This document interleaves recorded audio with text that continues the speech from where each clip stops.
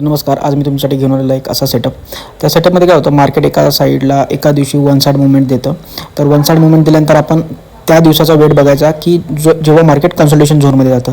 तर आपण एक एक्झाम्पल बघूया. मार्केट हे एक डाऊन ट्रेंडला गेलं, इथे कन्सल्टेशन झोनमधून बघू शकता रिटेस्ट झालं आणि अपसाईडला एक चांगल्या प्रकारे मुवमेंट बघायला भेटली. आपल्याला कन्सल्टेशन झोन हा नेहमी चेक करायचा आहे, एक मार्केट डाऊन साईडला असेल किंवा अपसाईडला असेल त्यावेळेस.